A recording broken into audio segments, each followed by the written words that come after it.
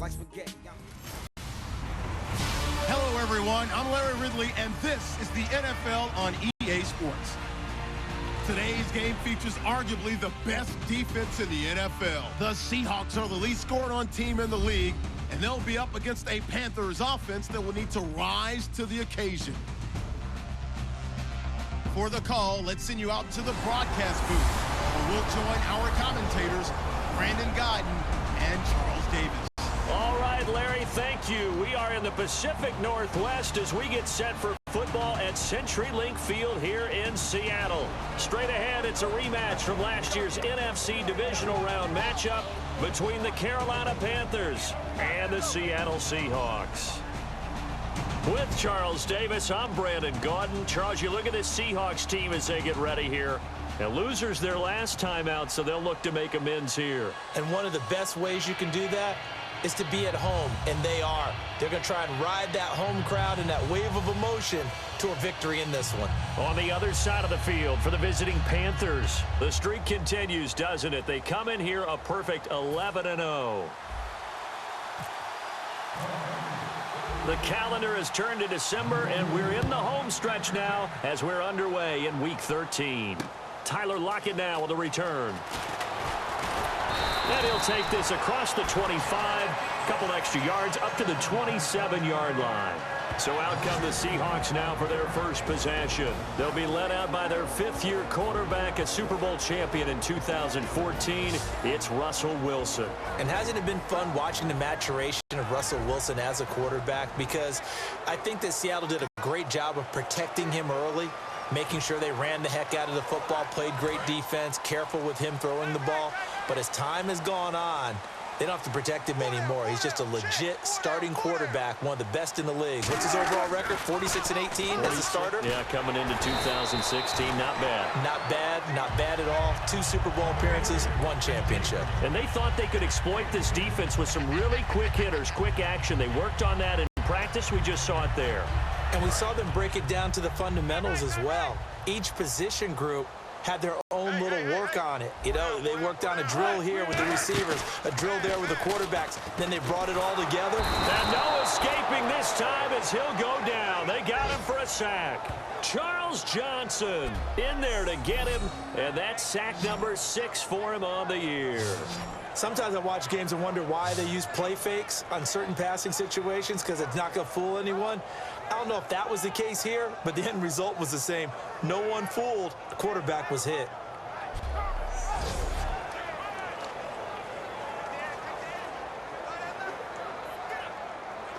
This defense looking for an early stop. This is 3rd down and 6.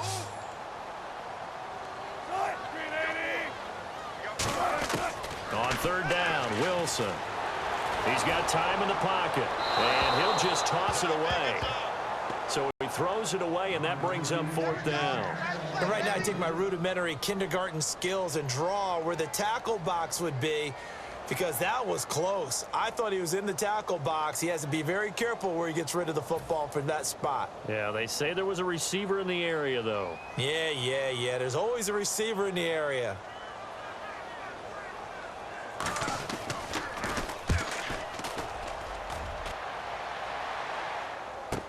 Here's Ginn. 21 yards. Well done on the return. And the Panthers will get it here as they take possession. So here are the defending NFC champs on offense now. They'll be led out by the former Auburn man, Charles, hard to believe, already in his 6th year now, Cam Newton. And every eye in the stadium goes to him as soon as he appears, doesn't it? There are very few players that have that type of effect. Doesn't matter whether he comes out for warm-ups, whether he's come out for the game, to start the game the first time on the field. All eyes on number 1, and rightly so. He may be the best player in the game.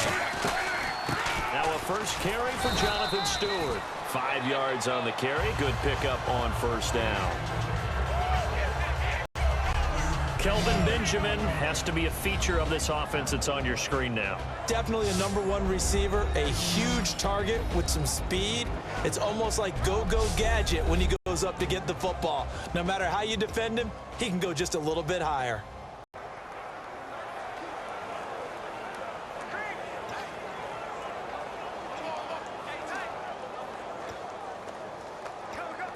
So we've got a 2nd and 5.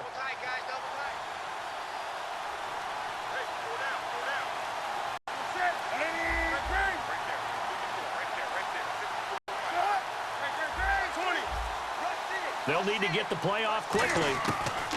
To throw on 2nd down is Newton. It's caught right side, Dixon.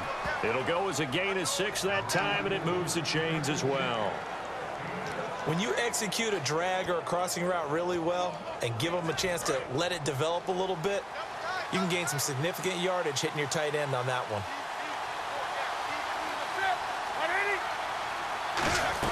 Now Stewart on 1st down. And this defense not giving him anything there. Maybe a yard up to the 36. The stop made by the 2nd rounder, Jaron Reed. And a look at Seattle's defense. Earl Thomas is the rangiest free safety in the game. Great reactions, great understanding, and boy, will he strike you when the ball's in his area.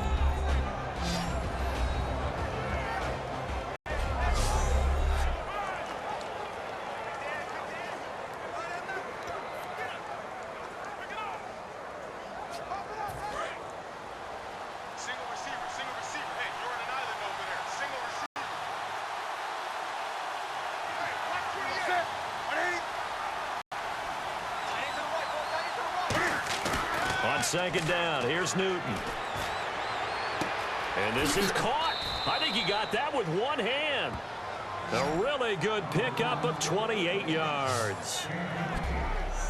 It's gotten to the point where we see guys like that make that type of a catch.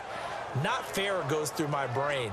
That size, that speed, and now they're acting like wide receivers too. Yeah, tight end one-handed catches. They're kind of like wide receiver one-handed catches nowadays. Just not right.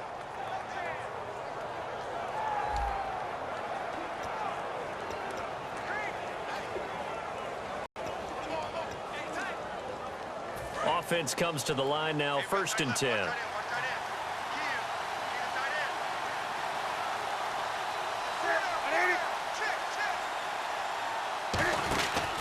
Newton gives off to Stewart, and the play goes nowhere. Losing yardage back near the 40 at the 39. A loss of a full 3 yards, and now it's 2nd down. To me, that's a superior play by the backer because he was allowed to, I think, run free on it and make that play. His defensive linemen, they covered things down for him because offensive guys, the linemen, what they're trying to do, as you know, is block the guy at the point of attack and then climb to the next level and get the linebacker. When you're not allowed to climb, you got a free hitter, and that's what we saw there. And a really nice play resulted for them. And they'll lose a yard that time, and that's going to lead to a 3rd down. Michael Bennett's versatility, being able to play any position along the defensive front, allows him to make those types of plays. He finds good matchups and gets into the offensive backfield. And there it works for a tackle for loss.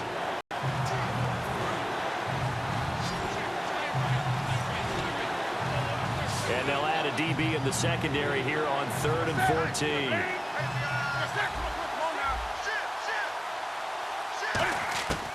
Third and long, it's Newton. And he finds a man, it's Olsen. And that one good for 16 yards and a 1st.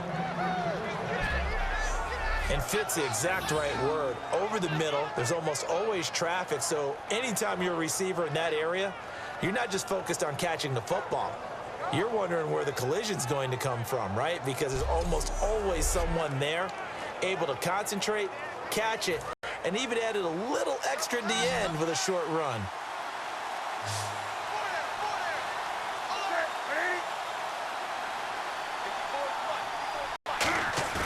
Now a play fake here on 1st down. And it pops free. The collision there jarred the ball loose and brings up 2nd down. We know it's not an easy job to go out and catch passes when people are trying to tackle you and knock the ball away. But the bottom line is, that's a pass he's got to have and a pass he should have caught.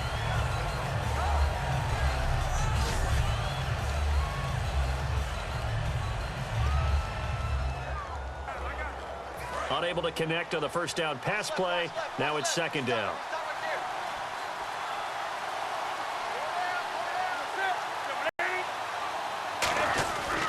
Back to the ground now with Stewart. And he'll get about 5 here, so he'll take this down inside the 20-yard line. The tackle was made by Michael Bennett.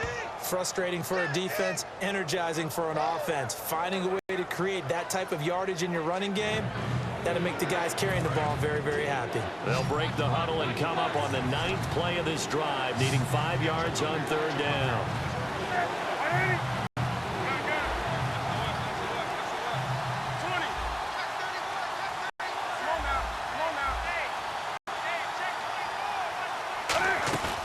They fake the give. Newton. This will be caught inside the 10. It's a 10-yard gain there, and it sets them up now 1st and goal. Well, they've had a great, impressive drive going here, and that pickup ensures the drive continues. And not only do you continue the drive, which is demoralizing for the guys on the defensive side of the ball right now, but you make your own defense happy. They're able to get a little more rest over on the sidelines while this one continues downfield. And this seemingly endless drive continues.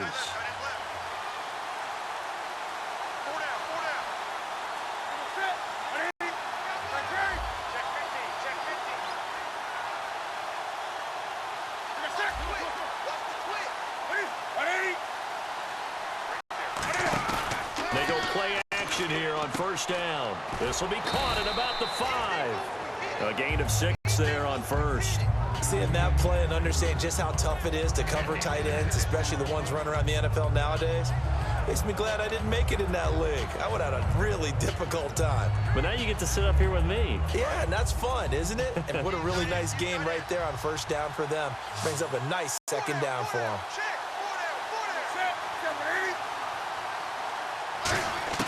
Here's Newton now on 2nd down. That's caught at the 1. And he'll be brought down right on the edge of the goal line at about the 1-yard line.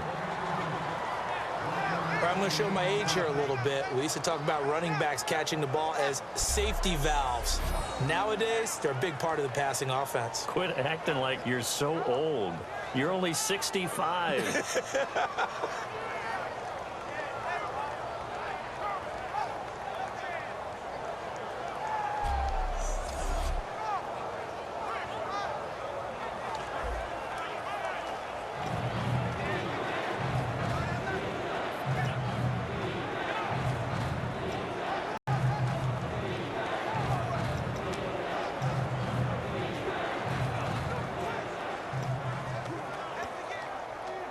Now the Panthers get set, 3rd and goal. And the defense has to account for Cam Newton on this play. Play clock winding down. Newton looking to throw on 3rd and 1. And this is going to be incomplete. Greg Olsen was the intended target. And 4th down coming up. And that was a nice play. He knocked it away, but obviously you want the interception in this situation. You want to take away any chance that they have any decision to make on 4th down. But things happen so quickly in the end zone in this compressed area of the field that you're just happy to knock it away and not allow a touchdown. And Gano's kick is right through. And the Panthers stake claim to a 3-0 lead. So they get the field goal, but part of that was a 14-play drive to get the 3. Normally, when you hold the ball that long, run that many plays, you end up in the end zone. There's a breakdown on the defense. Something happens. In this case, that didn't, but really good ball control by the offense. They're hoping that they can wear them down if they keep having drives like that.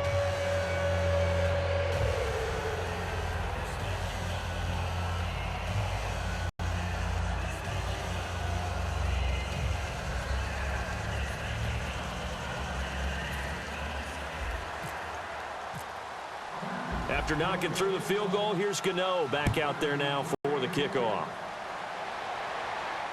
This will be taken in at the 1. And he'll get it up past the 20 to the 22-yard line. And Seattle now ready to march onto the field. And on the first drive, 3 and out. And I know that these are professional athletes, but I would imagine sometimes you get the nerves at the beginning of a game still, don't you? Those don't ever go away. And typically what I've heard from guys and what I remember from playing, If you don't have nerves at the start of a game, it's not going to be a great day for you. You're not really ready to play. So finding a way to harness those nerves and not let them affect you in a negative way, that's what all the guys are looking for. And seeing no options, he just tosses this one away incomplete. Now that'll bring up second down. The starters for the Seahawks of Seattle on the offensive side. Charles, they could use a big game from Thomas Rawls. And they really loved what they got out of him last year because an undrafted player is not supposed to give you nearly 6 yards to carry in production. And that's exactly what he did. They need a big game out of him, and they expect it. Again on 2nd and 10, it's Wilson. It's caught on the left side by Baldwin. And he's finally taken down, but not before getting across midfield and across the 45-yard line. I don't care how many times you tell the story, it never loses its luster for me. Doug Baldwin, undrafted out of Stanford, and plays like a #1 receiver should in the NFL. I don't care how you cover him. I don't care that his size isn't great. He's the one that typically comes up with the football. Absolutely. His roots go all the way back to Gulf Breeze, Florida, where he's from, right on the water near Pensacola, and then, of course, to Stanford, and, boy, he's been good. And some room to roam now. Past the 20. And he will score. Touchdown, Seattle. Thomas Rawls, his 5th touchdown now on the year. And the Seahawks have taken a first-quarter lead. And on that long run, maybe the defense caught napping a little bit. The concentration level may not have been there. I agree with you on that one because those types of plays, when they result like that, they're almost like big bolts of lightning, aren't they? Whoosh, and off he goes.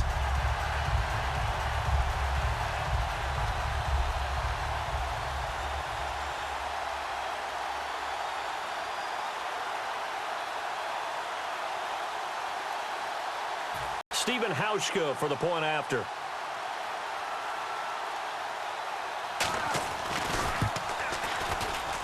And this is up and good to make it 7-3. Scoring summary, 3-play drive. And it's Thomas Rawls who finishes it off with a touchdown run.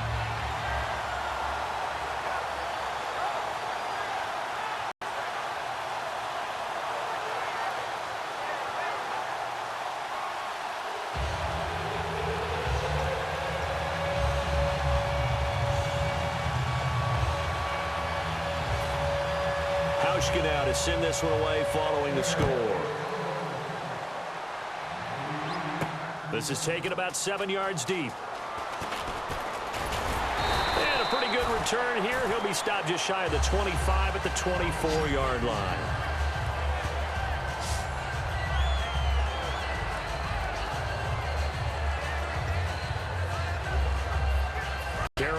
Getting set to take the field. And last time they got 3 points, but it was a chip shot field goal. And when you go to the sideline after a chip shot field goal, maybe the offense not too happy.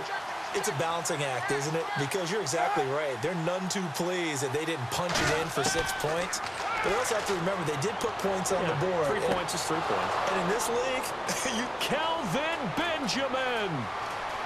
Touchdown, Carolina. Kelvin Benjamin, 76 yards. And the Panthers are going to jump back in front. Well, you know he can be explosive, and he's ultra-explosive there on the fly route. And you know how many times we've talked to coaches and we've had quoted back to us, well, you know something?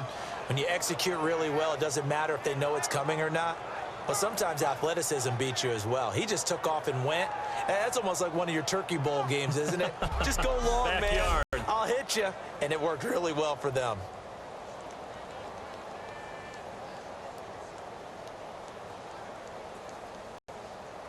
Graham Gano on for the extra point.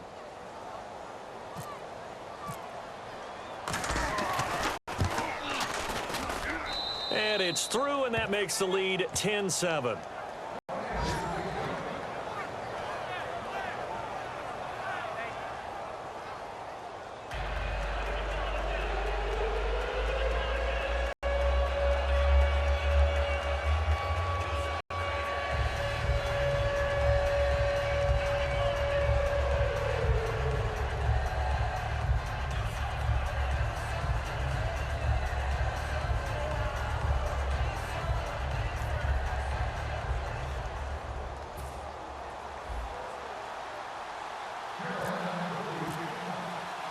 Gano now following the touchdown here to kick it away.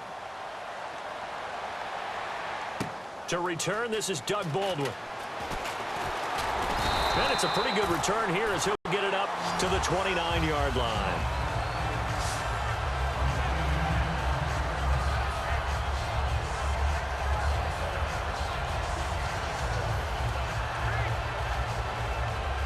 Here come the Seahawks now, set to take over on offense. And they're hoping to capture some of that magic they had last time out when they were able to put together a scoring drive. But they're still down here, Charles. Not the major concern, though, because of what you talked about. They scored the last time out. They feel good about themselves. They feel like they're... The Panther rush too strong. They get there and take him down. The 2015 All-Pro Thomas Davis. In from his linebacker spot. He's able to drop him for a loss of about 10. Well, so much for setting the tone of the drive offensively. Giving up a big sack that loses that kind of yardage, not a great start.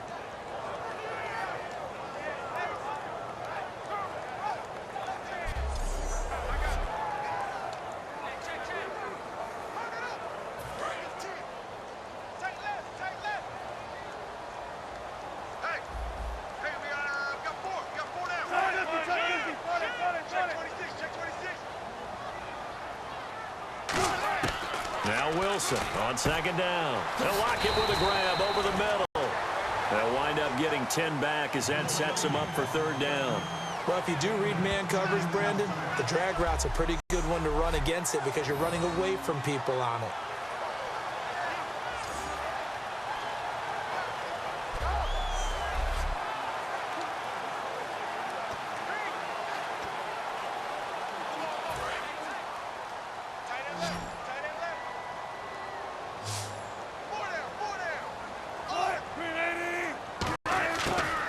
Third down, Wilson.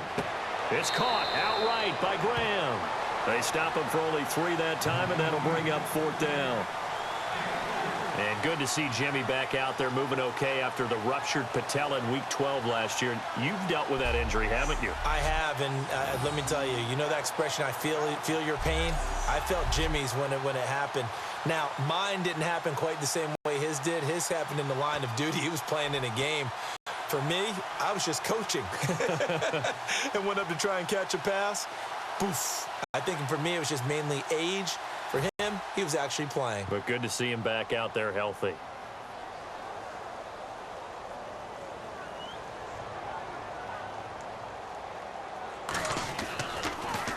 He gets this one away, and boy, it's another boomer. Now it's Ginn. So a change of possession here on the punt. And the offense will come back onto the field for the 1st and 10. Here come the Panthers now, set to take over on offense. And last time the formula was pretty simple. 1-play drive, long pass. Maybe they just want to do that again, right? And that's exactly how you want to draw things up. Whether it's on your grease board, right, in your playbook, 1-play drive is exactly what you want on offense. What they have to be careful of is not having a letdown. It was real easy last time. They can't expect that going forward. And we'll see if it's that easy here.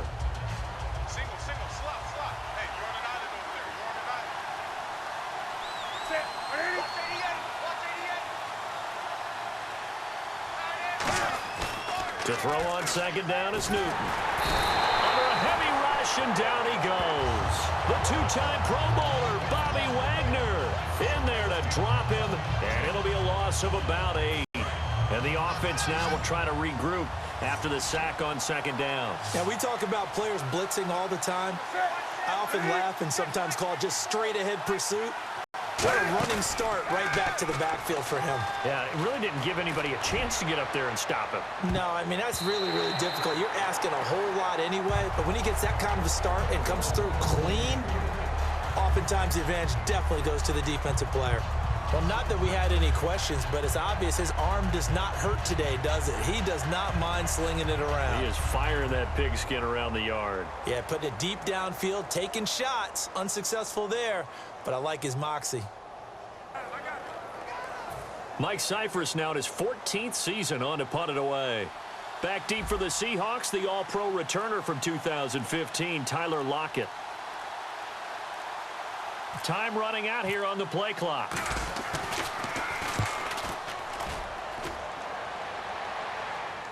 Fair catch signaled for and taken just shy of the 30-yard line. So possession goes over here on the punt. And it'll be Seahawk football, 1st and 10. The Panthers defense, they make their way back out there now. And a big reason they've got the lead here in the first half, some of these hits we're going to see here. Almost like they're a group of superheroes, right? Something out of a comic book. Boom, pow, biff. They are really playing well and making things happen on their side of the ball. Taking me back to my childhood a bit. There you go. You had a collection, didn't you? I did.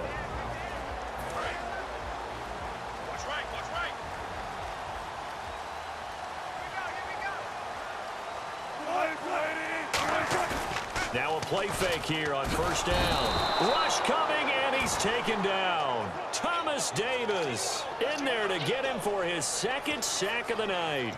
Man, he got in there so quickly, Charles. What could the offense have done to adjust and account for that? But what you're hoping is that you figure out and you see and get a clue that maybe there's going to be some pressure coming at you. And you change the blocking schemes. Maybe you go to max protection. The biggest one is maybe you bring your running back in to try and keep you clean. But in that case, that didn't happen. 0 accountability, and a sack resulted. Not too many things get to a quarterback of this magnitude. But I think it's safe to say that pressure can get to any quarterback. Now, he's obviously a great franchise quarterback, but felt the pressure, threw it incomplete. Now, this will probably be the last play of the quarter.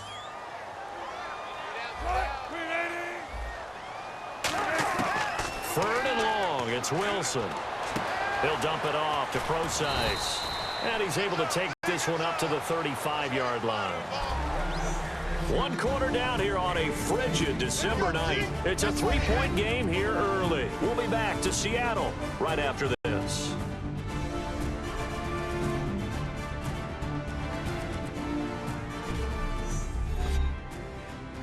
This presentation of the NFL on EA Sports is brought to you by Snickers. You're off your game when you're hungry. Snickers satisfies. Alongside my broadcast partner, Charles Davis, Brandon Gaudin hits the Seahawks with a football to begin quarter number 2, but likely not for long as they're in punt formation to kick it away. Here's John Ryan now as he's on to punt for Seattle.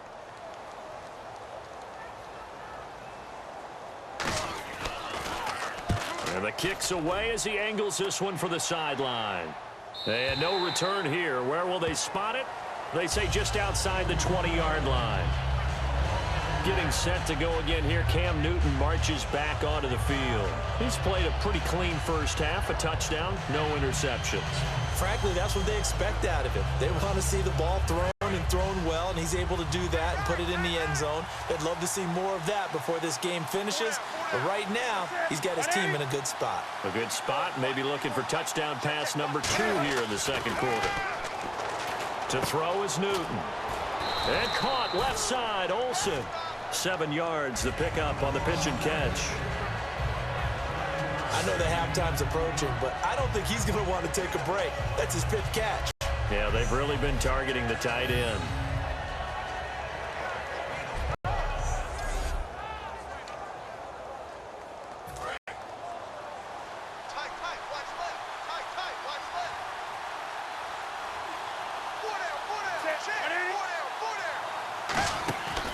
On 2nd down, they run with Stewart. And he'll slip his way up across the 30 to the 32. Just a couple on the pickup there, and now it's 3rd down. They know that old expression, it's not my night. It hasn't been his so far. I don't know if the legs are a little bit heavy. Sometimes having to hang out all day and play doesn't exactly play to your advantage, but it's been a tough go for him. And every time he looks up, somebody's there defensively. That was the same case on that play. They'll try and run it. Here's Stewart. And he will have a 1st down as they get him to the ground at the 37. 5 yards is the pickup there as that extends this drive. I always appreciate runners who understand situations. That was just 3rd and inches. No reason to dance around in the backfield and try and break off a bigger play. Just go pick up the 1st down, and that's exactly what he did. So they pick up the 1st down after the run, and now they approach for the fresh set.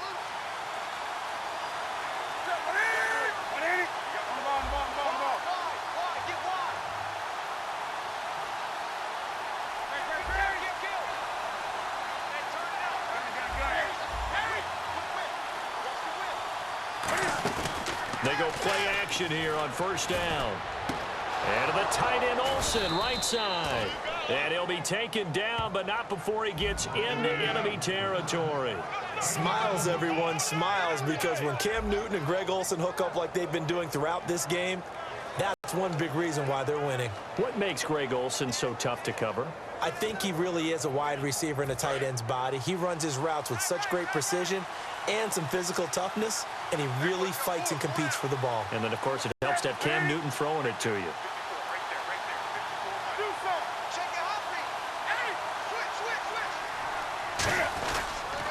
Stewart on the counter. And he's able to get this one down to about the 40. 5 yards is the tally on first down. That brings up 2nd and 5. And that's exactly what you want on a first down run. Pick up 5 yards, bring up 2nd and 5. The defensive line, though, they've got to figure out a way to out-leverage the guys up front because the offensive line is winning at the point of attack.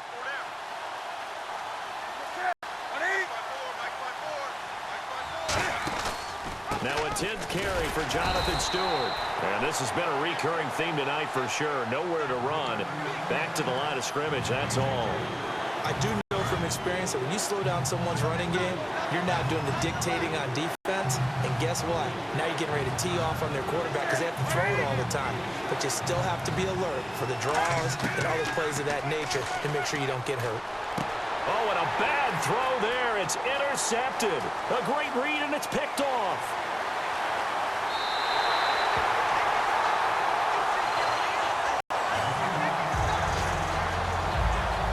Well, it's 3rd down. You're in a tight game in the loudest stadium in the NFL, and it's enough to rattle even the most seasoned of quarterbacks. And here, it looks like he's not quite on the same page as his receiver. This will wind up a turnover.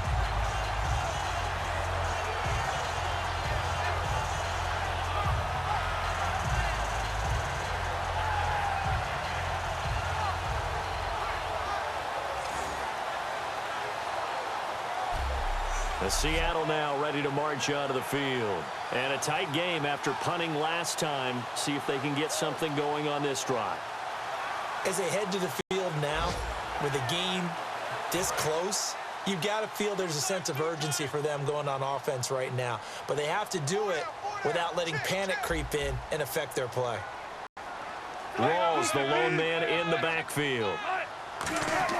After the interception, here's Wilson. And he's going to be taken down here. A sack back at the 32. Charles Johnson has played sick of most of his career going after the quarterback. That was his 2nd sack of the game, and most of the time he gets to those QBs with quickness. That's how he gets it done.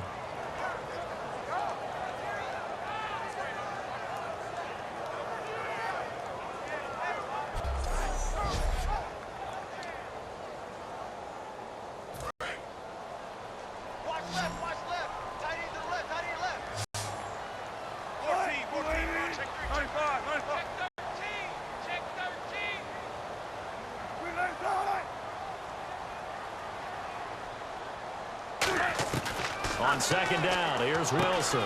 It's complete to Lockett. And he had a nifty little deep juke move, but he stopped shortly thereafter. Give him 6 on the play, and it'll be a 3rd and about 13. Never make the mistake that the slot receivers, especially the little guys like we're watching here, are just quicker than fast. A lot of them combine quickness and speed, and they catch a lot of footballs, as we just saw there. Here's Wilson to throw. It's caught outright by Graham. They stop him for only 3 that time, and that'll bring up 4th down. Partner, I think that completion takes the definition of dink and dunk to a different level, doesn't it? It does, and the defense was right there, kind of played into their hands.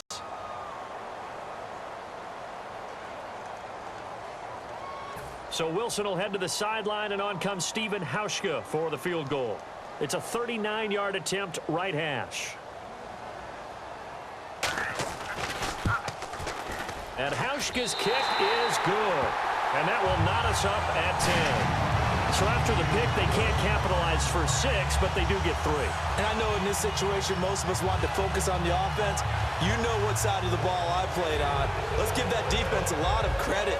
Taking it over in a sudden change situation and shutting them down. So we're right back where we started, all even as the kick's away. This one taken from the 7. And a nice return sets him up pretty good here at the 30-yard line. Now the Panthers offense, they get set to come back onto the field. It looked like they had something going last drive. Then the interception happened. Will they recover? The memory they need to keep with them is that they did have something going. They were moving the ball on offense, had a nice sequence going. Don't worry about the other part. You can't get that back. Let's go back to what you were doing well before. I thought you were going to say they need to have no memory, but remember the good part, forget the bad. I like that even better. And they get him down, but not before he takes it across the 40-yard line.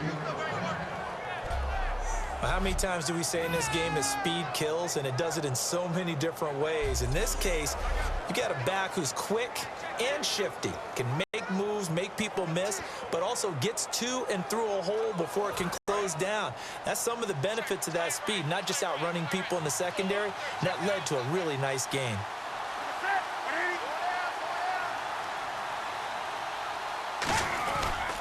They go back to Stewart on first.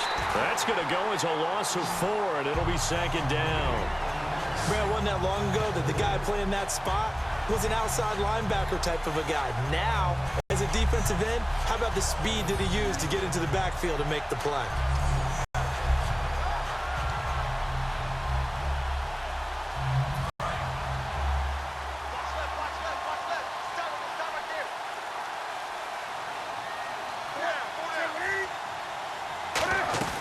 They'll run it now out of the gun.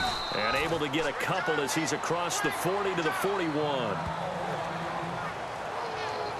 And here we get a look at Stewart down on the ground still. Hope this isn't anything serious. We'll check on his status when we get back.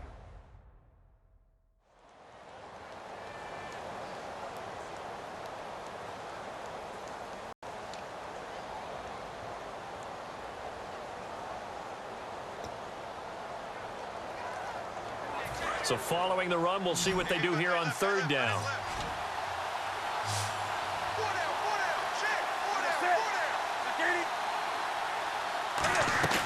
They fake the give. Newton. He finds his man, the tight end Olsen. A good gain of 14 there, and it moves the chains. So much goes into a successful play, doesn't it? How about that play action there, freezing the defense just enough to bring the tight end free downfield for the completion.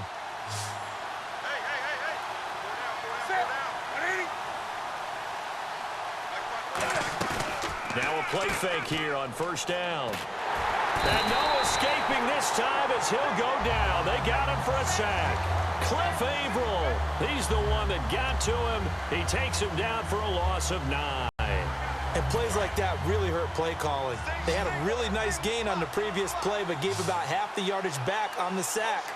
Excellent pressure up front. Nowhere to go with the football. Down he goes. They'll try and set up the screen. It's complete.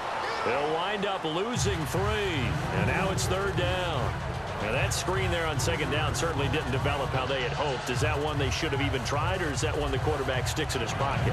I think the latter. I like what you said there, because trying is one thing. We could second guess just about every call. But in this case, when you realize that it's broken down, just throw it at the feet of your intended receiver so that no one can pick it off, right? You don't have the ball tipped up in the air, and you come back and try and pick up the first down on third down. That way you don't lose any yardage. He's going to float this one deep right side. And incomplete. He can't hang on. Would have been a nice catch. Instead, it brings up a fourth down.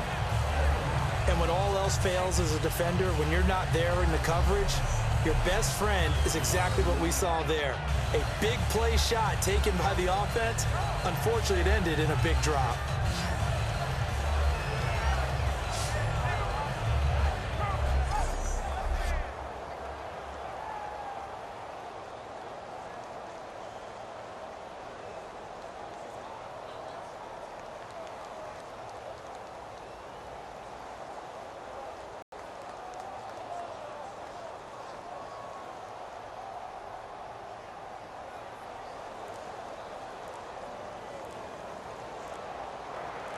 Here's Mike Cyphers now. On for his second punt. He'd take a repeat of his first. And now with the time of the play clock almost up, Ron Rivera is going to call a timeout. They'll have 2 remaining as we step aside here in this second quarter.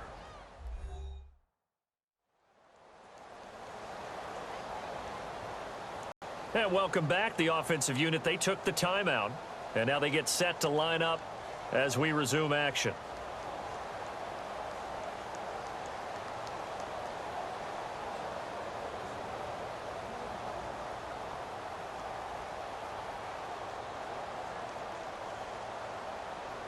Here's Mike Cyphers now as he'll punt it away for the second time.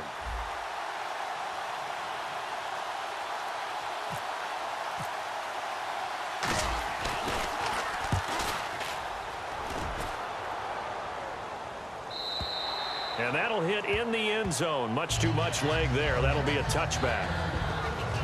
The Seattle offense now set to come back out on the field. And after the field goal last time, let's see what they can get here. At least they got points out of the last drive, Charles. I've never met an offensive coach that didn't want to drive to end with a kick. Most of them wanted to end with a PAT, right? In this case, a field goal, they'll take it. Way better than the alternative, which is a punt. Yeah, but you met fan bases that wanted that, that were happy with that field goal. I haven't met a fan base yet that wants to drive to end with a kick, other than the extra point. That's it. Oh, he got position on him, and he pulls it in. They'll get 16 yards there, and it'll give the Seahawks a first down.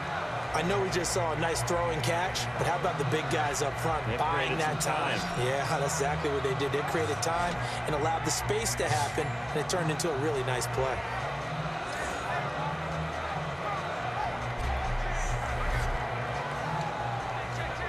So the offense has it 1st and 10.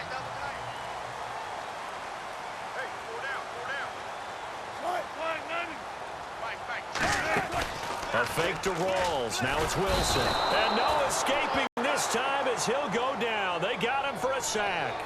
Well, that play was the very definition of fast, quick, and in a hurry. Suddenly, he was there. Yeah, blink of an eye. That happened fast and a big sack.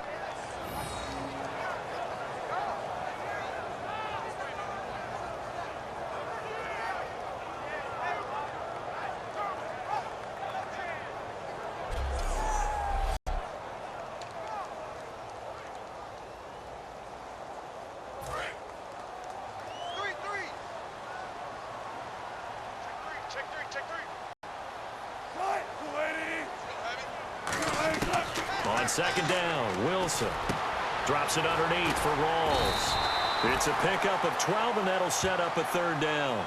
And at his size, he's a smaller back. You can get him to football.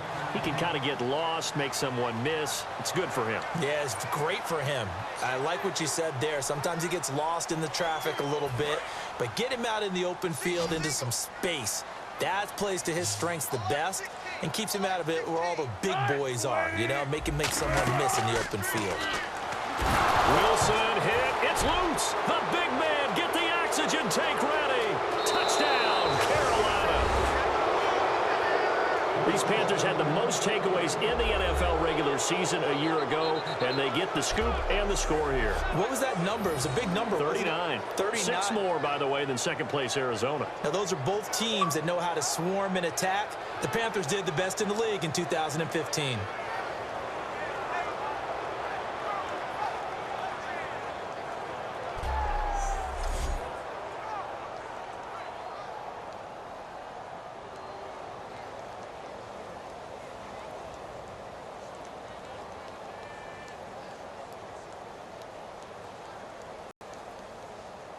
Gano for the extra point.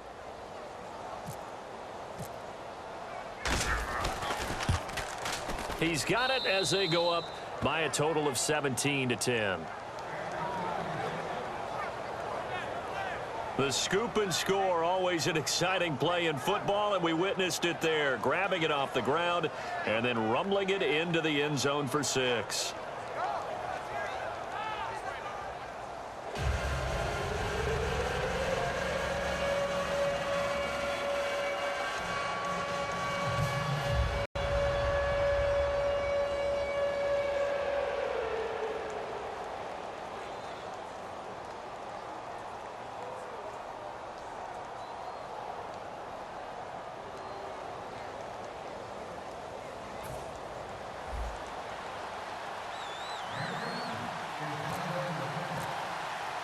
So here's the kickoff now as he'll get it again following that fumble return for a score. And this will not be returnable. It's out of the back of the end zone for a touchback. And the Seahawks get ready to trot out on the field.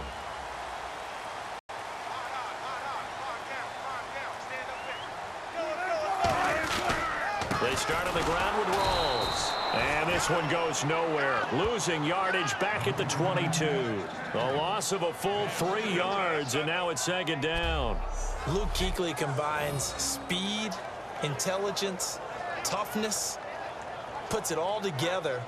It makes plays like one we just saw there. He may not be a big-time blitzer, but, boy, he knows how to pursue straight ahead and make plays in the run game.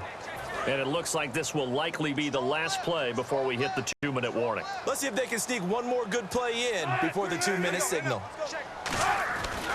On second down, Rawls. Looking for a crease, can't find one. Stopped at the line of scrimmage. Maybe a gain of a yard that time, but from the spot, actually no gain. So 3rd and long.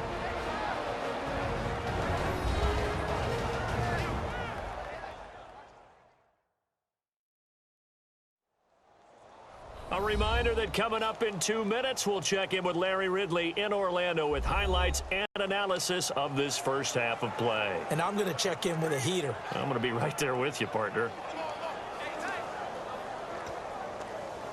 So they're behind the chains as the offense. 12 yards needed on 3rd down.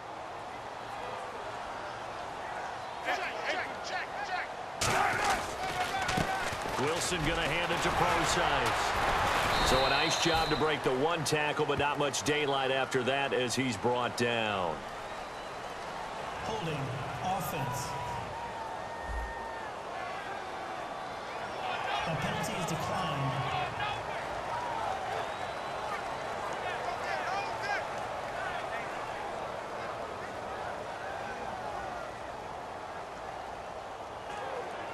Here's John Ryan now. He's been terrific so far.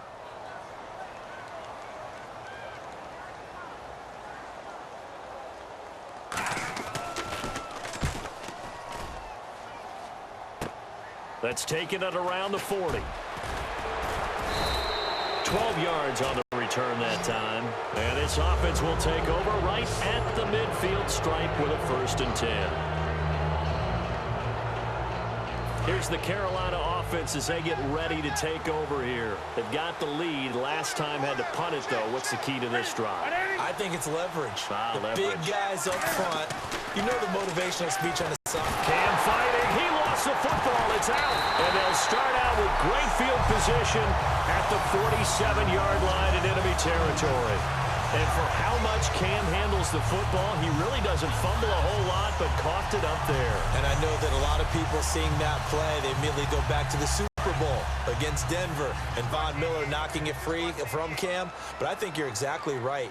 One of the underrated aspects of his game, he's fundamentally sound when he carries the football. Whether he's in the pocket or actually running it, he usually does a great job of taking care of it. And he's going to be sacked. They sack him back right at the midfield stripe. The 2015 Pro Bowler, K'Wan Short, in there to get him. And that's sack number 6 for him on the year. From midfield now, here's Wilson going to Rawls on the dump off. They'll wind up getting 10 back as that sets them up for 3rd down. And the Panthers bring in their nickel set as they try to defend here on 3rd down. 5 defensive backs. Wilson now to throw on 3rd down. Servant, and no escaping this time as he'll go down. They got him for a sack. Charles Johnson, he's the one to get him, and that's sack number 7 for him on the year. Boy, he came in off the edge so quickly there. Look out, because that's exactly what it was being shouted by the offensive lineman to his quarterback because he had no chance to block him.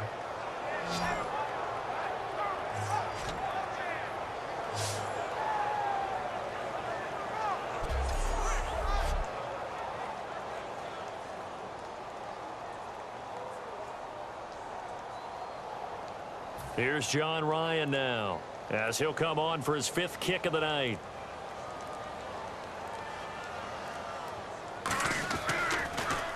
And he deserves a bronze leg as he gets this one away. And no return possible here as they angle this one out of bounds.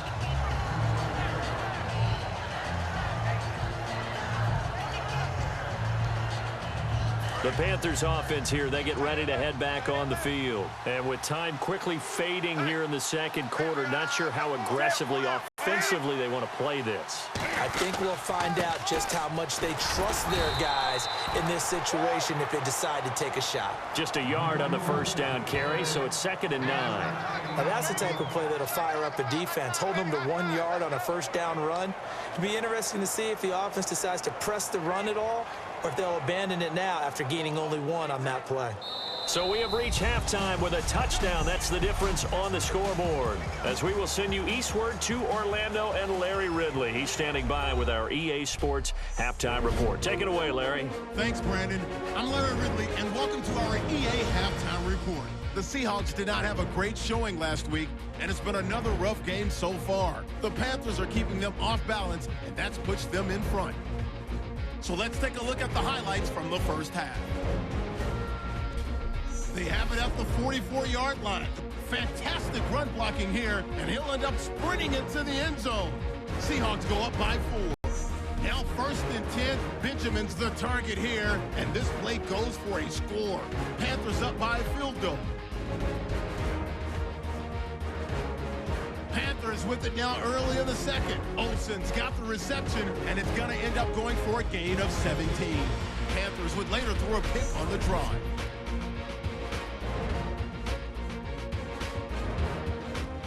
Seahawks come out on 3rd and 4. Soliai's got a sack and forced fumble here. Panthers recover the ball and return it for a touchdown.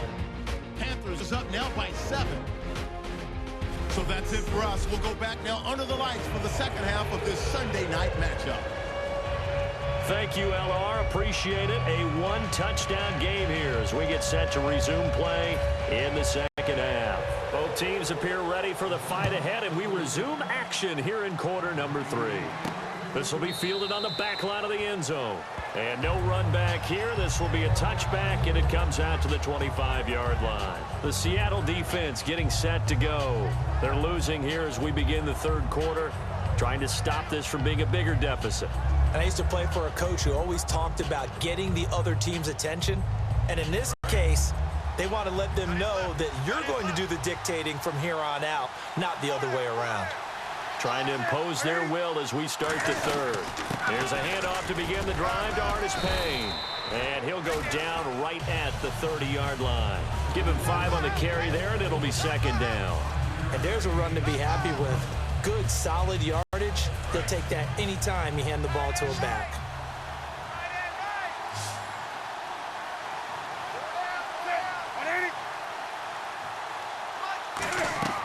To throw on 2nd down is Newton. But he almost had it defensively. Could have been a game changer there in this second half. Instead, it's 3rd down. Oh, man, that was close. The opportunity to change momentum, big play, right in his hands, unable to come down with it. A sigh of relief, no doubt, on offense that fell harmlessly to the ground.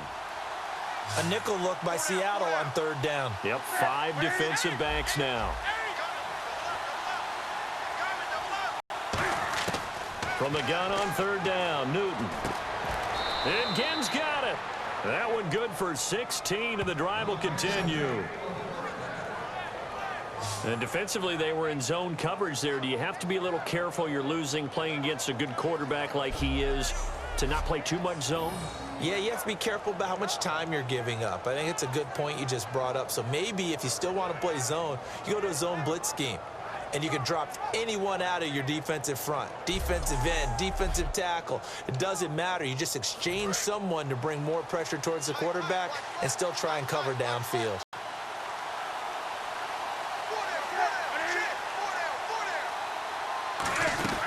They'll run it now out of the gun. And nowhere really to go there. He'll take this up just shy of midfield. Call it a gain of 4 on 1st, and that'll make it 2nd down. Not a run that you're going to write home about, but still a good 1st down run. That's what an offense calls staying on schedule. 3 to 4 yards on 1st down, you're set up very well for the rest of the drive.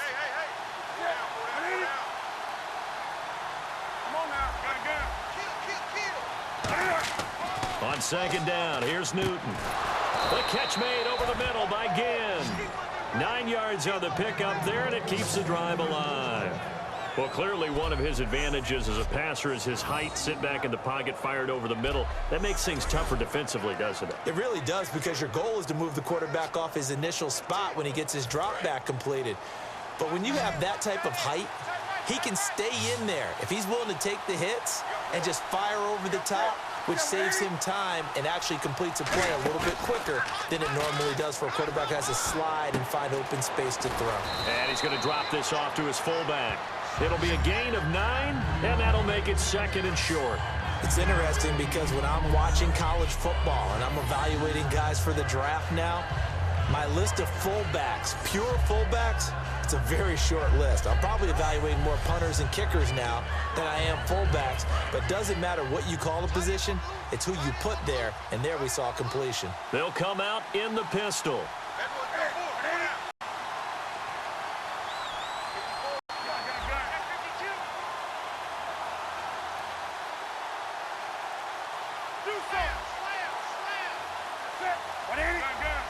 The play clock's running down. Just beating the play clock is Newton. And he takes a shot on the release as this will be incomplete. They were looking to get it to Kelvin Benjamin there. And it's third and short. It's a tried and true formula, and I don't think it'll change for as long as we play football.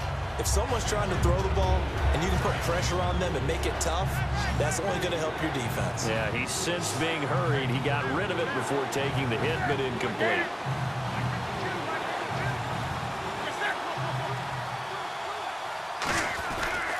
Now Artis Payne. And he's able to get the first here as he's taken down at the 25.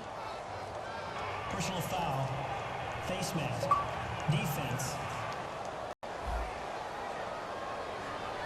Got the hand caught up in the grill of the face mask. 15-yard penalty. So tough for a defender. You're trying so hard to make a play, and the way that these offensive guys can move around, sometimes your hand gets into the wrong place.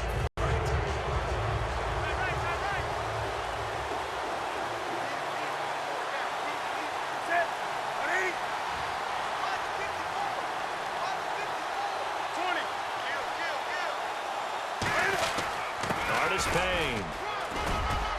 And he's able to find some room as they get him down after a good run. Give him 9 on the carry that time, and they're set up with a 2nd and 1.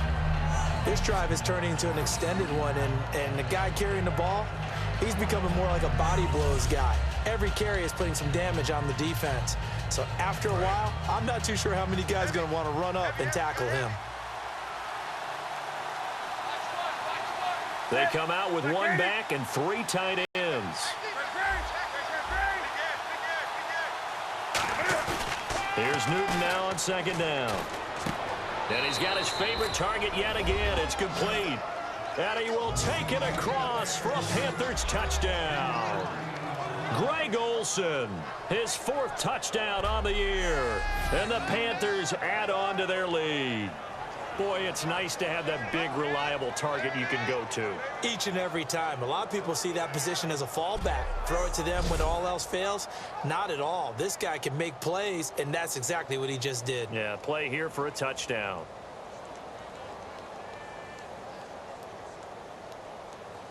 Gano now to add the extra point.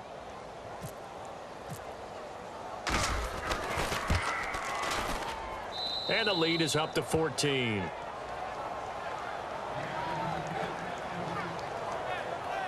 A good drive that time as they go 9 plays in all. And the end result, a Panthers touchdown.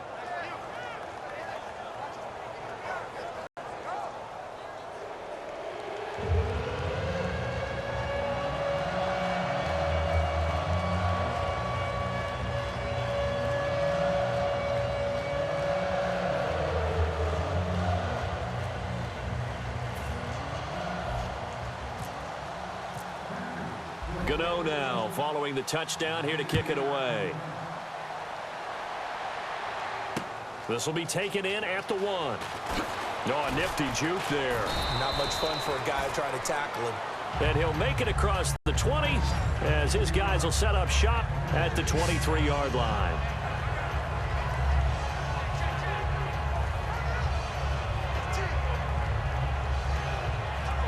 Now we'll see what this Seahawks offense has in store with their first possession of the second half. They're down in this game. A chance for the offense, though, to put something on the board, get some momentum here in half two. Try and get things kick-started for them. And you know at the half, they discussed how they were going to get that done. This is where scripting comes into play a lot of the time. How many plays do you script coming out of the second half? Most of the time in the first half, you're scripting 12 to 16. I think in the second half, you're really scripting more like 8 to 10. Kind of a starter or an opener, whatever terminology they use. Just something to get you off to a quick start. Second and 10 now, Wilson. It's caught outright by Graham. And they get him down, but not before he takes it across the 40-yard line. They call it a gain of 19, and it moves the chains. And coaches always harp on the quarterback reading the defense and getting it to the open man. That's good recognition there. And how about what he did after the catch? Yeah, hit your tight end, let him get some rack. Yeah, when he gets moving, not many guys want to come over and put a hit on him, do they? Throwing now, Wilson on first down. Able to get away. That's why you keep the legs churning. Oh, hit as he throws there, incomplete. He was looking for Thomas Rawls there. And it's second down. We just saw another example of really good defensive football, which has led to the cushion that they have in this game. Got to him once again, knocked him on the ground, forced an incompletion. Yeah, they've set the tone. It's one thing to set the tone, another to come in here on the road and set the tone. Offense looking to avoid a third and long. It's second and 10.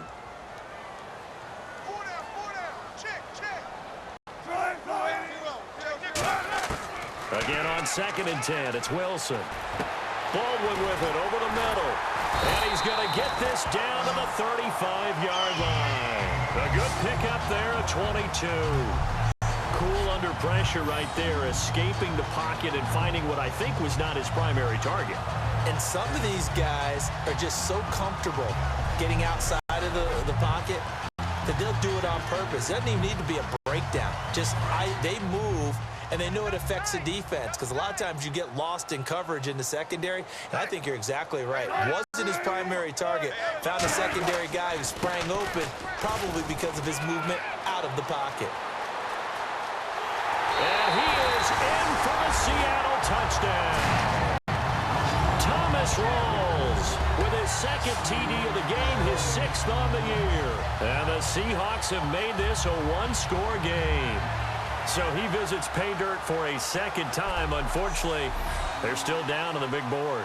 And I wonder what's going through his mind right now. Playing hard, making big plays. That wasn't a small run by any stretch of the imagination either. To find the end zone for the second time, yet his team still down. They need more of that from him and a little help from the defensive guys. Hauschka now for the extra point. He's got it, and it's 24-17.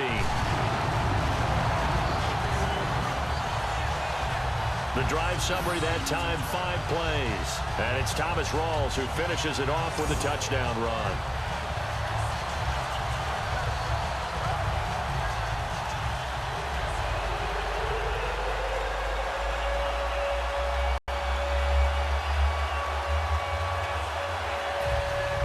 Hauschka now to send this one away following the score.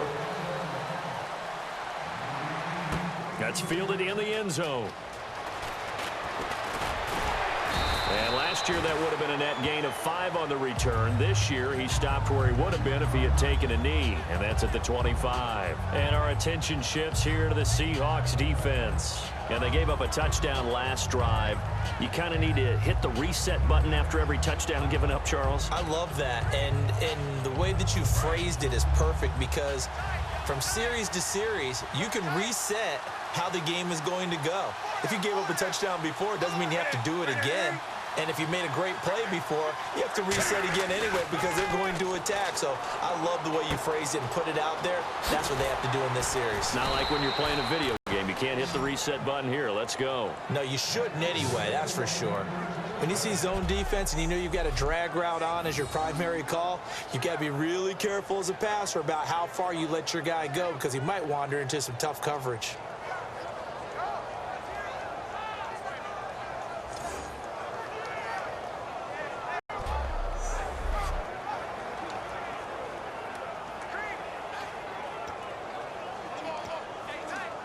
So the offense lining up 1st and 10.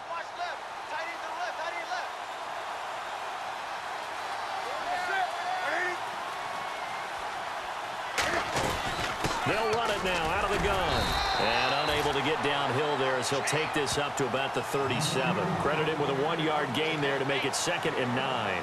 The best defensive linemen, they play with great leverage so they can get low and not get bowled over by offensive linemen. Have excellent hands so they can throw people off on a play.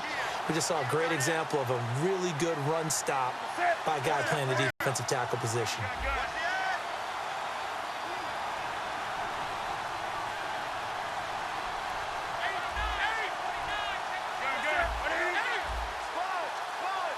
They'll need to get the play off quickly. They'll fake the handoff. Now Newton. Escaping the pressure right. Trying for Brown, and it's intercepted. It's the Pro Bowl cornerback, Richard Sherman. And he's able to take this one back to the 36-yard line. When we talk about the best corners in the league, we're usually saying shutdown corners. Guys you can't complete passes against. Richard Sherman fits that definition to a T. The best part of his game, no wasted moves. He studies the opponent so well, hard to get a pass on Richard Sherman. And Seattle now ready to march out of the field. And they're going to need another score. Got one last time, but still down here. When you're playing catch-up, every...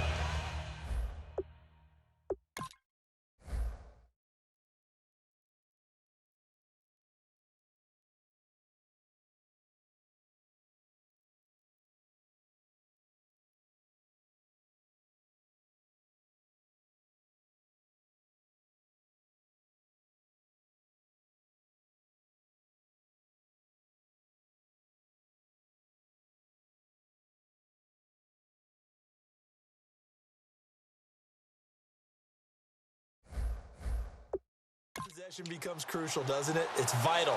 Get back out on the field, punch it in the end zone again. They know it's not easy, but what they do have going for them, they did score the last time.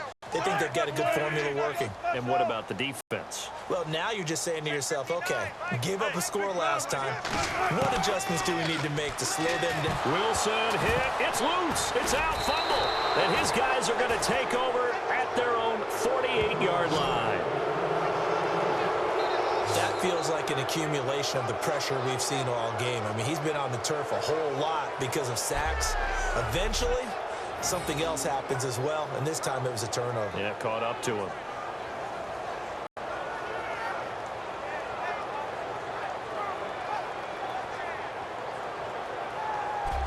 And the Panthers coming out now. And following the interception, just any interception, are you a little bit more cautious when you start that next drive, or no, you just throw that out the window?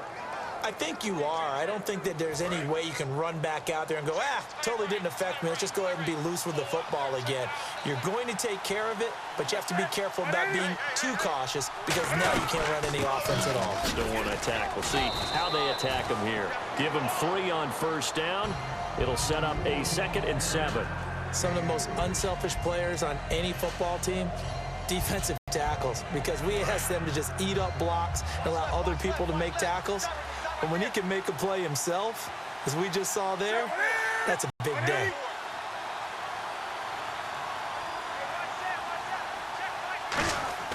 To throw on 2nd down is Newton. It's brought in right side by Ginn. And he lost the football.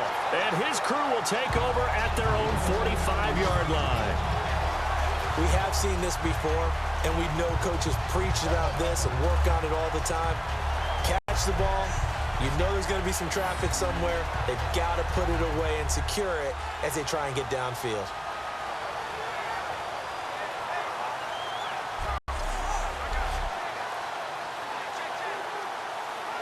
And out now come the Seahawks.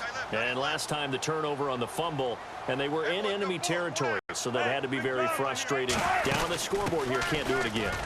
You nailed every part of what was frustrating. Down on the scoreboard, had a drive going, and pushed it past the 50-yard line so they felt they were in striking distance.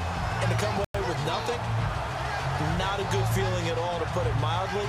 Now they can't afford to do that again. Yeah, now can they get that bad taste out of their mouth here?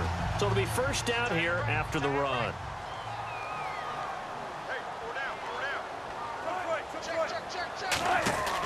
Back to the ground on first. Again, it's Rawls. And he'll lose yardage here. Back at the 47. It's a loss of 2 there, bringing up second down. And for K1 Short, the questions about his motor really went away in 2015. Boy, what a season he had. 17 tackles for a loss last year, and, of course, give him another one right there.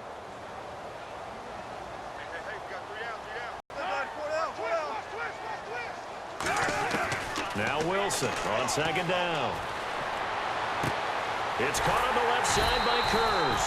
And he goes down, but not before getting this inside the 25.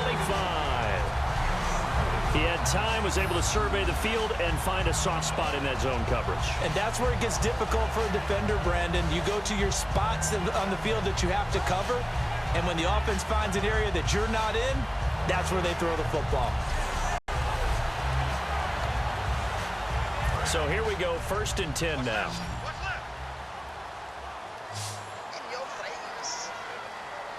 Possible run anticipation here as the D-line sandwiches together. Now a play fake here on 1st down. Looking for the end zone. End zone caught. Touchdown, Seattle. Tyler Lockett, his first touchdown on the year. And the Seahawks just an extra point away from tying this thing up. And a great example there of just getting the feet in a tough spot. It seems like every year these guys get better at this. Well, I think the drills get better, that they work on training camp, off-season work, OTAs. But also a lot of these guys have dance backgrounds, ballet backgrounds, and they take that and carry it over to the football field.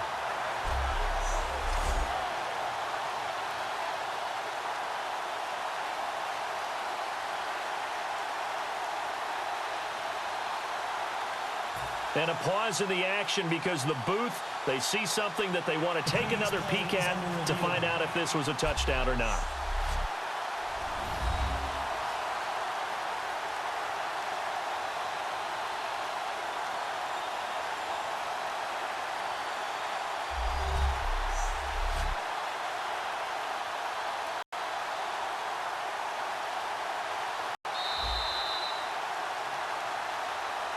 After reviewing the play, the ruling on the field stands.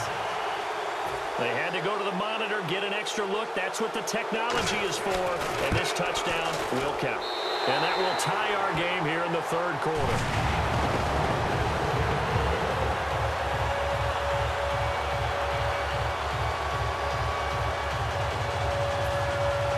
So all square here in this 3rd quarter as the kick's away.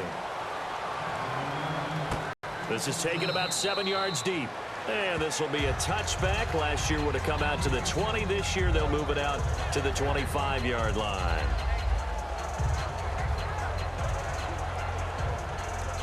Carolina getting set to take the field. And they had the fumble last time that led to a touchdown. That's a no-no. We'll see what they do here this go-around. A big no-no. Put that in capital letters. Turning it over, the other team takes it down and scores. That could be a deflator for a football team. Now it's up to the offense to get back out on the field and pick things up. Now, they're out there. We'll see if they can pick those things back up. And they still need 8 yards for the first here on 2nd down.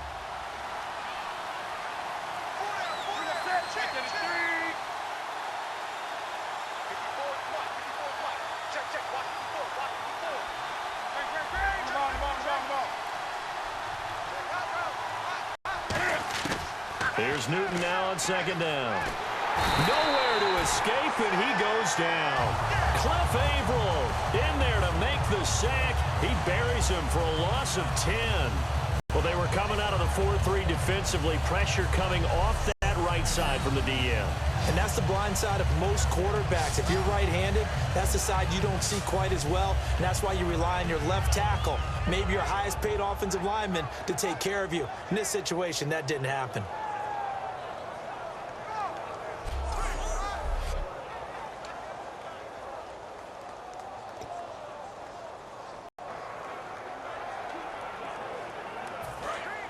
And on the outside, they're playing press coverage.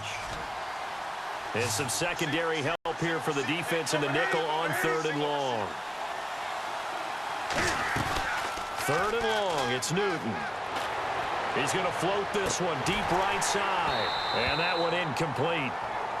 Had some position but couldn't hold on, and it brings up 4th down. One thing I know from experience is that when the deep ball is thrown and you're the defender, you've got to fight that little bit of panic that emerges. You've got to play the ball really well. It's a 50-50 jump ball play. And guess what? They took a shot. How are you going to win it? And in this case, they managed to get it done. And he gets it away, a directional kick going toward the sideline. And the punt goes out of bounds. Where will they put it? They'll put it just inside the 45-yard line.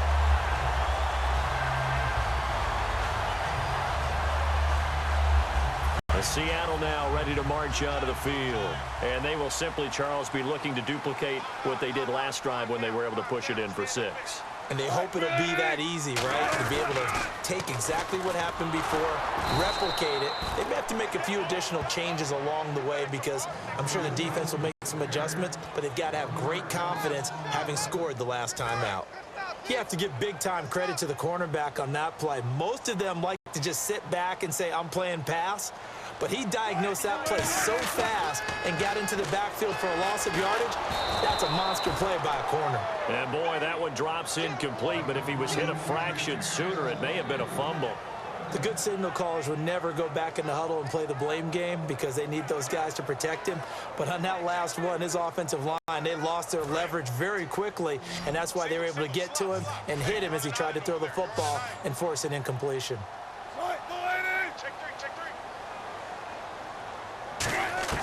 On 3rd down, Wilson finding time. He finds his man, Baldwin. 15 yards through the air and a 1st down. He's such a good route runner. Shows it there on 3rd down. Very proficient and a good pass. And you know what I've observed over the years in the NFL? The better a route runner you are, the more confidence your guy's going to have in you to go to you in important times because he can trust you being in the right spot, and they connected there and picked up a 1st down.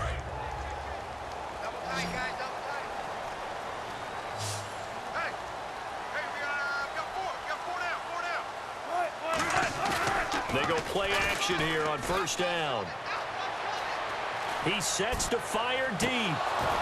And that one falls incomplete. Looked like he might have had position there, but he couldn't hold on, and it's 2nd down. Have to give a lot of credit to the defense on that play. They were prepared. Ordinarily, when they take the big shot downfield to the big guy, that's usually a mismatch that the offense is used to winning. But the preparation showed for the defense, and they were able to bat it away.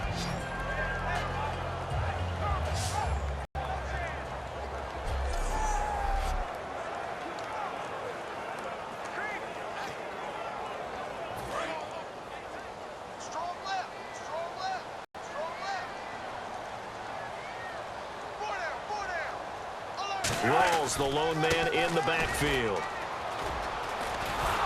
Trying to turn the corner, but they string him out and stop him at the line of scrimmage. Only a yard on the pickup there, so it leaves them needing a conversion here on 3rd and a tough 9.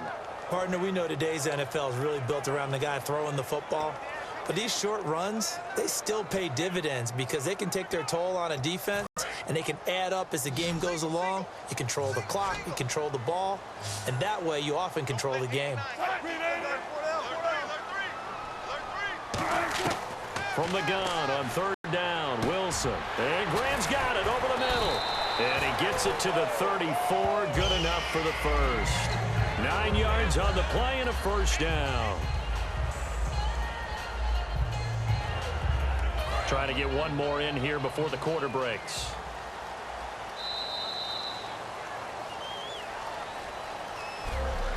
One quarter remains here on a Sunday night. We'll return with more after this. You're watching the NFL on EA Sports.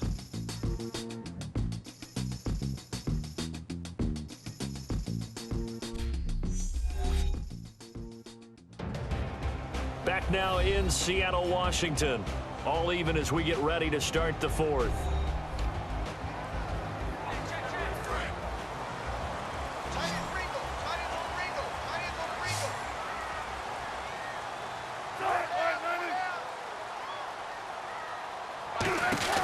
On 1st down, Wilson. And some room to work. And avoids the contact by sliding. It'll be a gain of 4. And it'll be a second down.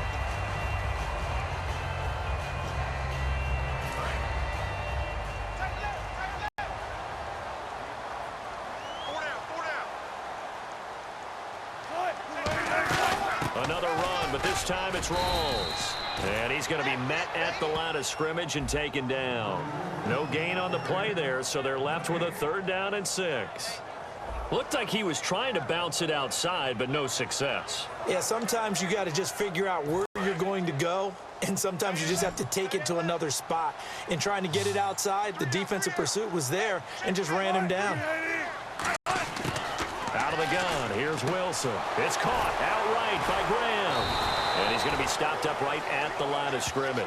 That'll make it 4th down after a loss of 1. If you're a selfish player and you're throwing the ball, you're cool with the completion. Maybe not so cool with the yardage loss, though, huh? Yeah, you went backwards on the yardage. Hey, it kind of works like a sack for the defense there. Yeah, it's a really big play for them, right? Able to figure it out, sniff it out, and finish it off.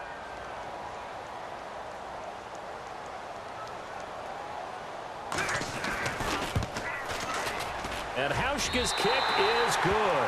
And they have taken the lead here in the 4th quarter. So the drive here ends with a field goal. And that does give them the lead, but this one is still a long ways from over. And you love to be able to look up at the scoreboard and see that you're out in front. But then you take one look across the field and see that offense is raring to come back out. And you think, I don't know that field goals are going to be enough to get us home.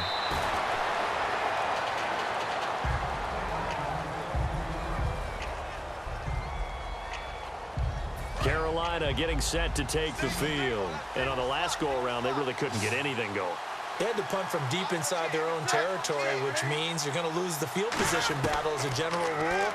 What they're looking for now is a little more consistency, move the ball at least a few times on offense, get a couple of 1st downs, and hopefully flip the field. Yeah, just something to build off of. That's what they're looking for here. And there's a good opportunity to just went awry there, a drop pass. I guess that's why they call them running backs and not catching backs. Offense still needing 10 yards. 2nd down.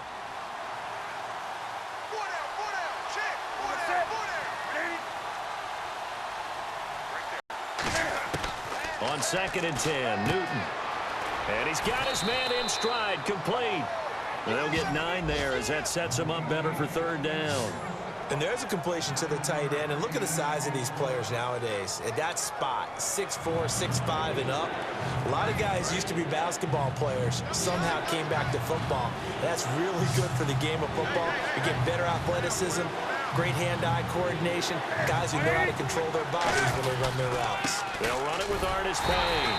And he will have a 1st down as they get him to the ground at the 37. 3rd and 1, partner. No need to be fancy there. Just use some force and move forward and pick up the 1st down.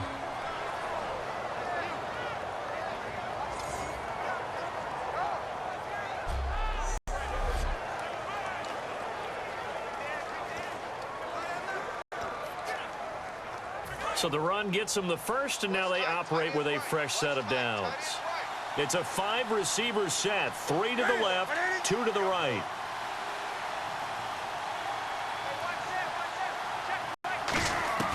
On 1st down, Newton.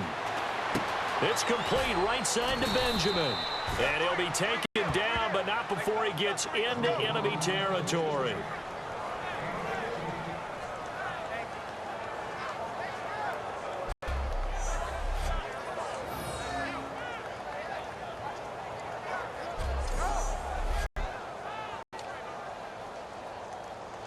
Fresh set of downs here.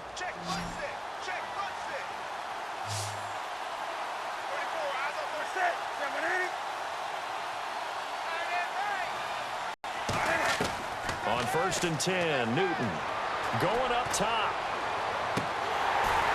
And it drops down incomplete. Thought he might have had it. Instead, 2nd down. On every offensive coordinator, every play caller sheet, they have about 5 or 6 plays per game that they call shot plays or big plays, and you don't get many opportunities to dial them up, and they just did, and they drop it with a great chance to make a big play. That's going to hurt.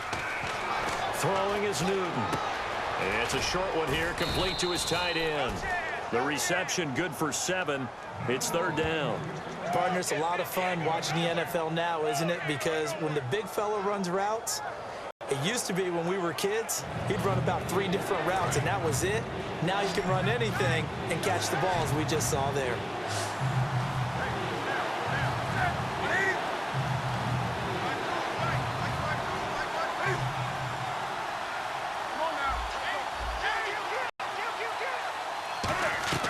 Newton on 3rd down. Oh, they would have gotten the conversion if he could hold on. Instead, the drop means it'll be 4th down. Oh, man, for him to be that wide open and drop it, sometimes you have just too much time on your hands, right? You end up thinking way too much, and your hands get shaky. And, yes, he's a tight end, but that's a catch he should have made. So on 4th down, out trots the kicker in a big spot here. This will be spotted just shy of midfield, a 59-yard attempt. And Godot's kick is right through. And in the 4th quarter, this game is tied. Oh, partner, my partner. That was pretty amazing, wasn't it? It was indeed. It was a long, long field goal, and that ties this ball game here in the 4th quarter. And that sideline absolutely loved it, didn't they? I don't know how many of them thought that he would make that, but once the ball got over the crossbar, that's one fired-up football team.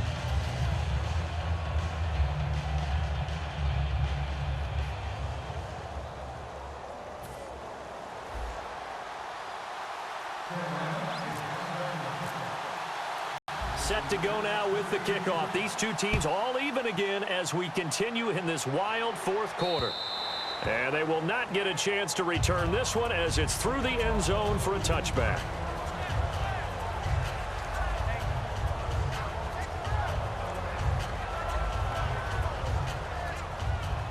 And Seattle now ready to march out of the field. And last time able to get 3. It's not what they wanted. They wanted 6, but they got at least something. They mustered something out of the drive.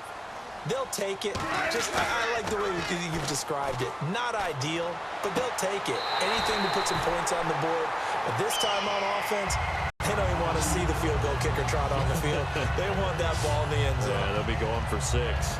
If you're running out route, it's likely you're going to end up near the sideline. And what did we just see there? Toe tap. You got it. The benefits of practice. Toe tapping, foot dragging, picking it up, and making sure it was a catch.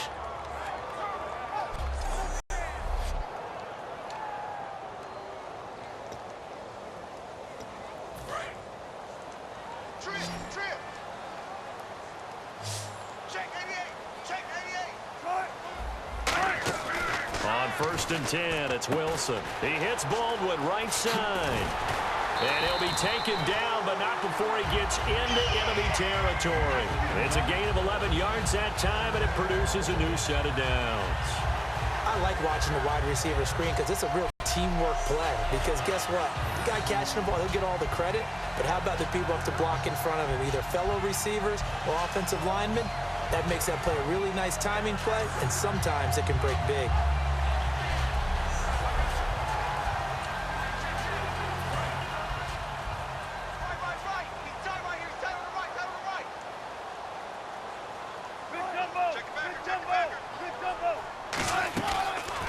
They go read option with Wilson. And he'll lose yardage here. Back at the 47. A loss of a full 3 yards, and now it's 2nd down.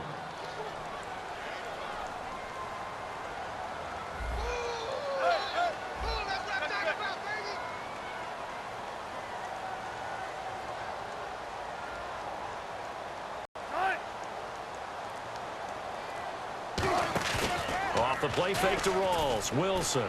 He's got time. He's going to... And this is going to be intercepted. A great read, and it's picked off.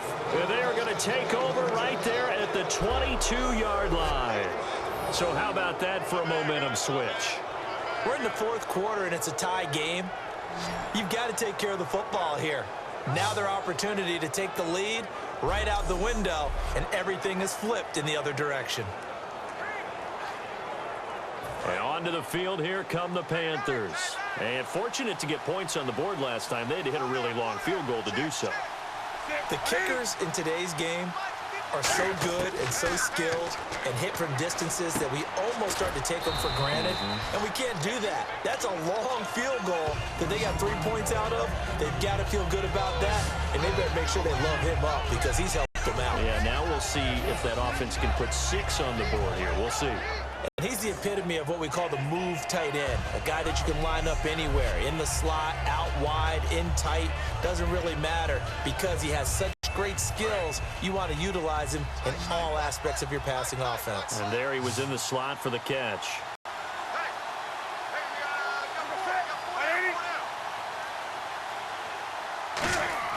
On second down, here's Newton. He's just going to dump this one off to his fullback out of the backfield. It's a pickup of 6 and good enough to move the chains. And they pick up a first down, and that came out of the fullback position. But as you and I both know, that doesn't necessarily mean it's a fullback playing in that spot. Well, times have changed, right? The old school fullback doesn't really exist anymore. We're not getting that same player out of college with all the spread offenses, not very many pro style where you actually have a true fullback. We're having to make do in the NFL and put guys in that spot who emulate it but aren't necessarily that position. And the hole closes quickly. He gets it across the 35 to the 36-yard line. 3 yards on the pickup there, and it'll be second down. We always like to talk about defense in terms of levels. First-level defensive line, second-level linebackers, third-level defensive backs. On that run, that was what we call a first-level run, and it was stopped by a second-level player.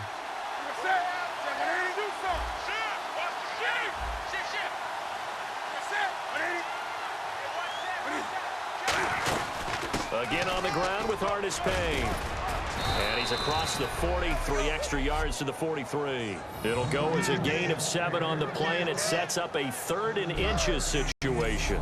And once again, leverage wins. The offensive line, lower than the defensive front. They moved them and found some good space for the guy carrying the ball.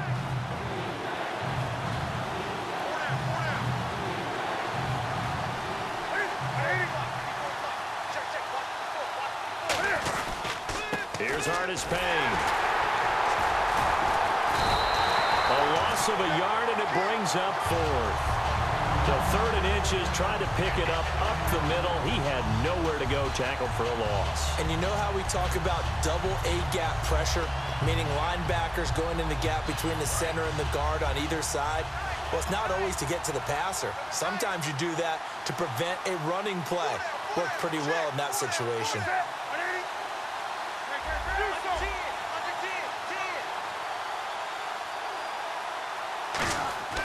The Panthers going for it. Blitz coming, and down he goes. Cliff Averill in there to drop him for his 5th sack of the year. Boy, an incredibly aggressive move to go for it there. Game tied 4th quarter. You got to be surprised. I am, and I know that we're in a new era of football where we look at the analytics sometimes, and a lot of time the analytics tell you to go for it, right? But do the analytics take into account game situation, where we are, all those things?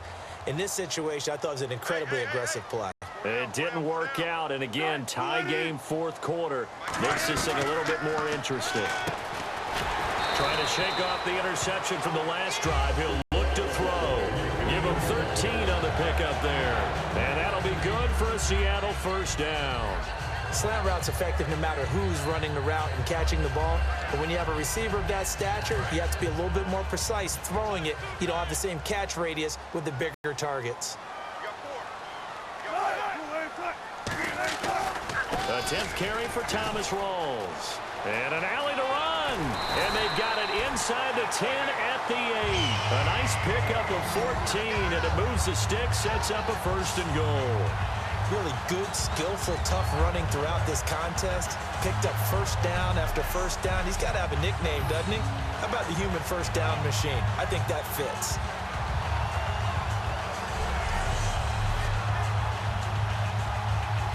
Tie game here. Time starting to run down. The defense really needs to try and keep this game tied, see if they can get the ball back for the offense. 1st and goal from the 8. They'll try to run with Rawls. And this play doesn't go anywhere. Backwards, losing yardage to the 11. That's going to go as a loss of 2, and it'll be second down. Now, that was a good job by the defense swarming to the football. And you know it's no cinch that you're going to be able to get the ball into the end zone against them. They're number 2 against the run. So what's an offensive coordinator to do? Check your playlist.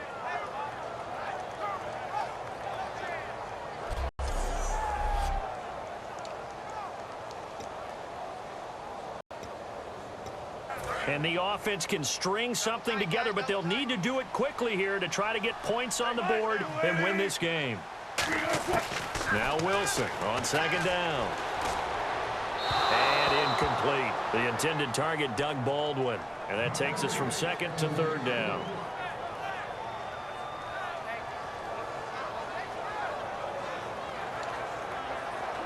And they'll be in search of 11 yards here on third down.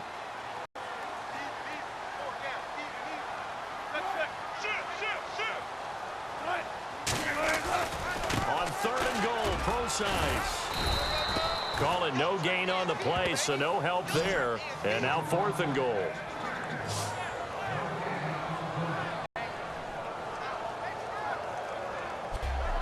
Time for a break. We'll come back and see how it all shakes out after this.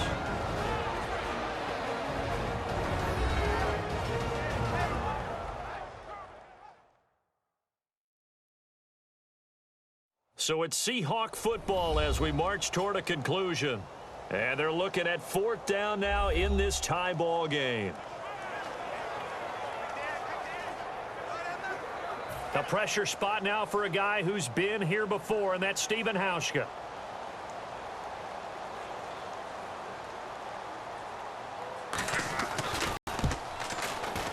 And Hauschka's kick is good. And they have taken the lead here in the final 2 minutes. Now then, it's a big kick right there to give them the lead in the 4th. But, Charles, there is still time left for a final drive. Brandon, you know they would have liked to take the clock down just a little bit further, at least under a minute or so. But this one's not over yet, especially since they just need a field goal.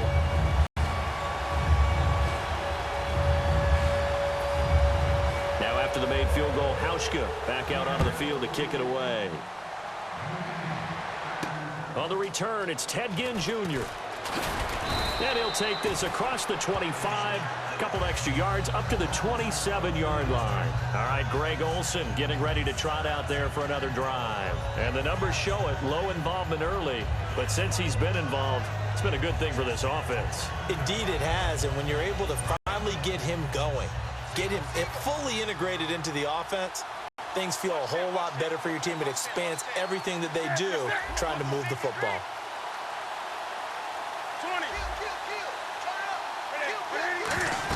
Here's Hardest Payne to begin the drive. And he'll push his way forward to about the 32. It's a 6-yard gain on the ground, and that'll make it 2nd and 4. And they're going to speed things up here. He's back to throw. Oh, there's that man again. It's complete. Give him 11 yards that time and a new set of downs. And with this guy, I don't know that you're surprised when he has back-to-back games like this. He just keeps excelling. What I like about him is that every year he doesn't settle for being one of the best in the game. He tries to make himself better. Almost like those great basketball players. I remember hearing about Kobe Bryant wanting to add something to his game every offseason. Magic Johnson, what do I need to work on to get better? Michael Jordan had that fadeaway before his career was over. Those are the best. Even though they're at the top of their game, they find ways to get better. And this is incomplete. He was trying to get it to Cameron Hardest-Payne. That'll bring up 2nd down. Everything about that play tells you about today's NFL offenses and what they're asking out of running backs. You can't just be a guy who can run the football. You have to be able to catch it as well, and he didn't get that done on that play.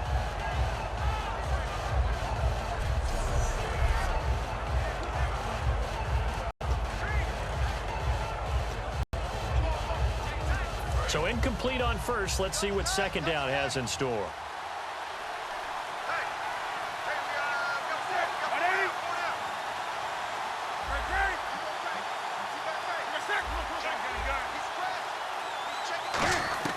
They'll look to throw. And caught left side, Olsen. And now the ball's out. Fumble near midfield. And the offense will get this one back. Boy, that could have been catastrophic at this late stage of the game, but they avoid disaster. So it goes as a fumble, but the key thing, not a fumble loss. Yeah, that stat's big, isn't it? I mean, I remember watching teams play. The ball might be on the ground a number of times during the game, but the other team doesn't get it. That's a huge difference in the ball game. And in this case, they were able to retain possession.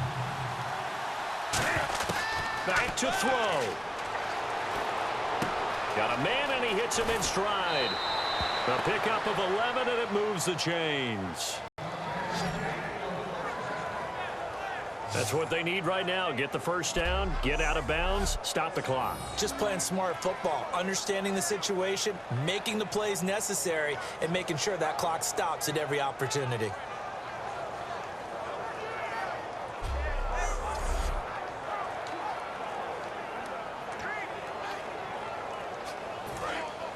Looks like the defense in press coverage here.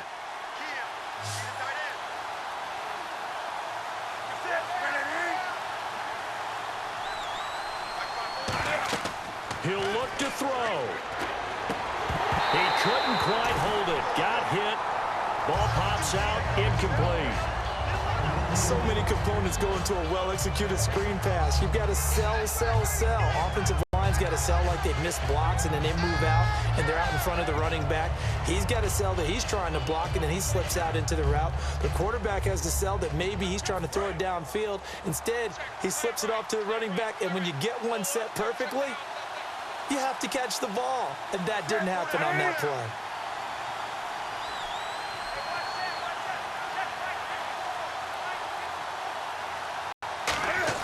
Back to throw. Wide open receiver complete. They give him 14 yards that time and a fresh set of downs. First down and 10 now for the offensive group. Looking to speed things up here, going with some tempo. Now Newton. Oh, it's a screen pass. That's complete. And they'll be inside the 25 now at the 24. Now hold everything here. We're going to get a timeout by the offense.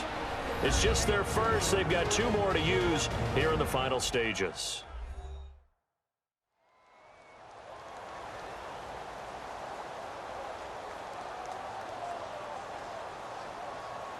Four yards remaining now on second down.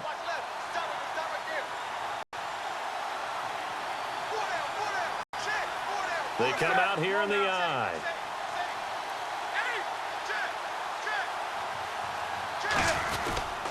Now a handoff here to his running back.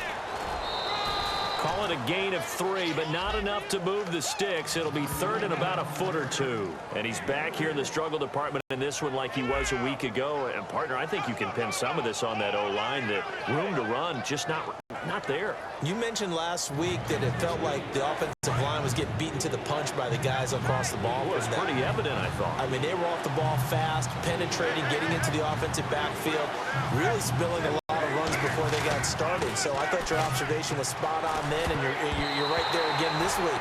Same thing is happening, not able to get started because they're not able to control the point of attack. Really good, smart play by the defense, understanding third and short, guarding the first down sticks, and being able to make a play on the football and bat it down.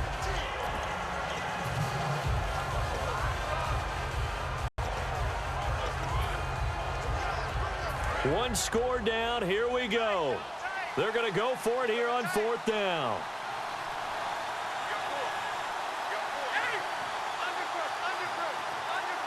Newton takes it himself. It'll be a 2-yard gain, and they're able to convert here on 4th and inches.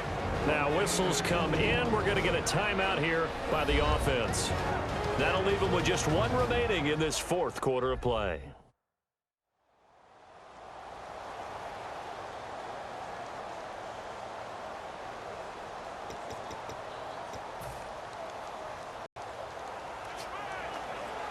And a really long drive here, and it goes on and on.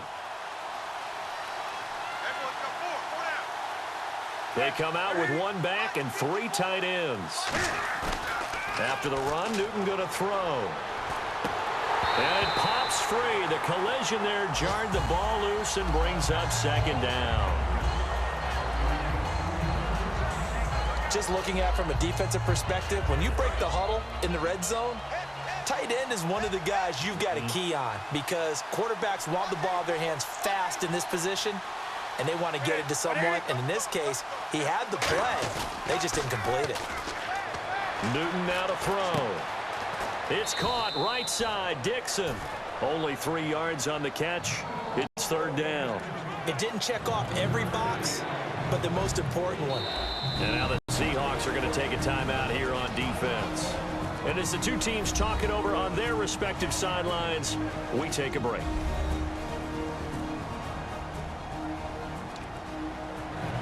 So now off goes Newton, and on comes the kicker, Graham Gano.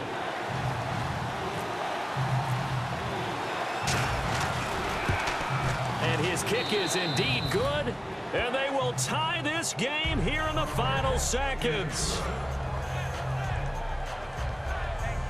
So a money kick there in the final seconds, and now, barring any hijinks on the kickoff here, partner, I think you and I, we're going to settle in for a little overtime. And I wouldn't have it any other way. This has been a dogfight all through regulation. No reason to think it won't continue in the extra period.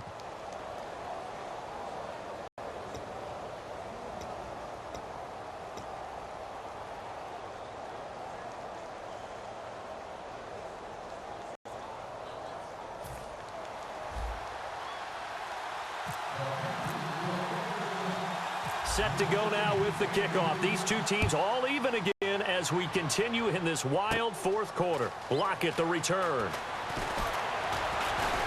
And a nice return sets them up pretty good here at the 30-yard line. So we saw a lot of points. Overtime comes. The defenses, they clamp down. Rather amazing, isn't it? Because would you have even thought that we'd get to overtime after what we witnessed for 4 quarters? Not at all. And have 0 points on either side? Not a chance, right? And somehow it happened. We always talk about making adjustments. Maybe both defenses took 4 full quarters in order to get an adjustment. Got 1 good period in for both defenses, and now they go home. You buying tonight? I thought it was you. I did last week. I did the last 2 weeks. Oh, I was trying to go for 3. Dinner on you, my good Tried man. to go for 3.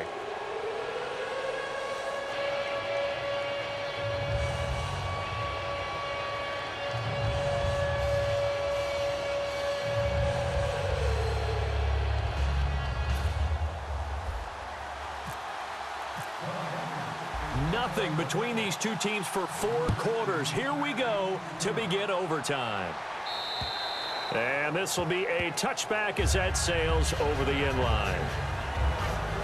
The Seahawks offense now, they get ready to come back onto the field. They control their own destiny here. They have the football in overtime. Obviously, a touchdown would win it. And I think teams around the league are still adjusting to the idea of going downfield, scoring a touchdown wins the game because they were used to just going downfield and trying to get in field goal range to win a game. Still having to make that transition. Let's face it now, the ones who are doing it best know they need to go down, attack, put the ball in the end zone, and not leave it up to a field goal and give the other team a chance. Yeah, as we said, they control their own destiny now. And this is why trying to cover the angle route is so difficult. Anyone playing the linebacker position, when they see a running back out of the backfield widen because he heads towards the flat first, oftentimes you widen too much and overcommit. He cuts up inside, and that's what we saw there. A nice pickup for a first down. Well, throw on first down with Wilson. And that time almost intercepted. That would have changed things here in overtime, but instead, second down. He's lucky to be getting that one back. After what they've done with him all day long with all the targets trying to go after him, he's obviously gotten smart, and his pride has kicked in. Made a terrific play. So the incomplete pass brings up second down.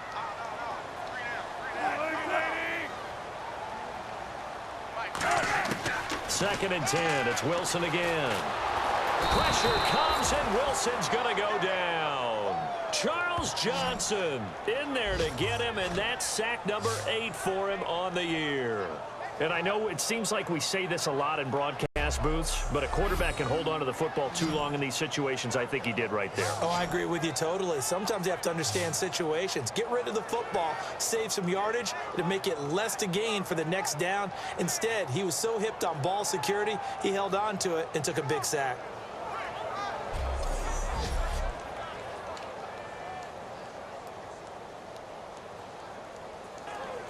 And the O-line will have to do a better job protecting here on third down after that sack.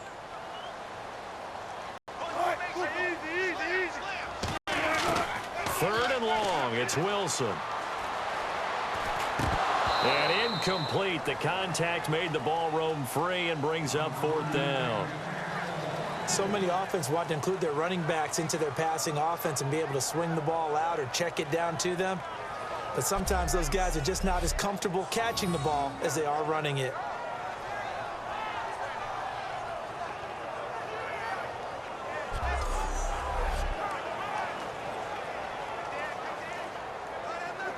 Here's John Ryan now, on for a very important punt here in overtime.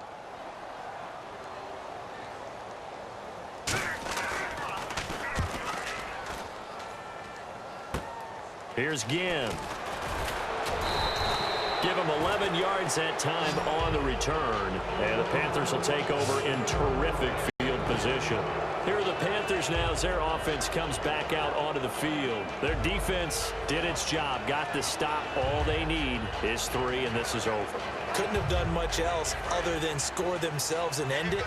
But they turned it back over to them, and now all they need is a field goal to win the game.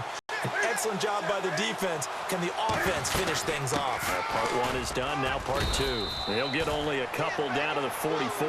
Making the stop that time, Bobby Wagner.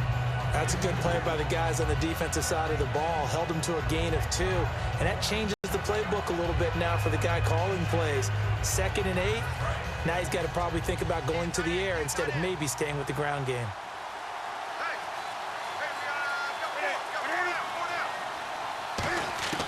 Now Newton with his first throw in OT. And Olsen over the middle. It goes as a gain of 8, and it moves the chains. And that's one of his advantages of a passer, is it not? With his height, setting back there in the pocket, firing it over the middle, he can really see everything clearly. It is, and I know that other quarterbacks get it done different ways, all right? You don't have to be his height to make a great play. But what he does is he takes away having to make those slide steps in the pocket to find angles to throw the ball through. He just throws right over the top of it because he can see everything, and sometimes that saves time and gets the ball to a receiver quicker. And after the play on the ground, that brings up 2nd down here.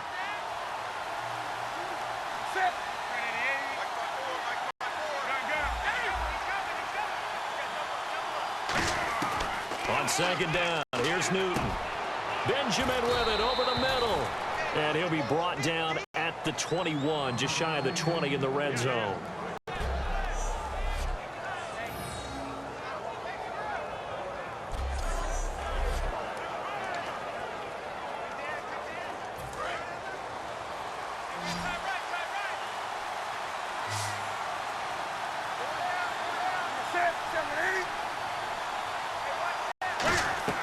Now a play fake here on 1st down.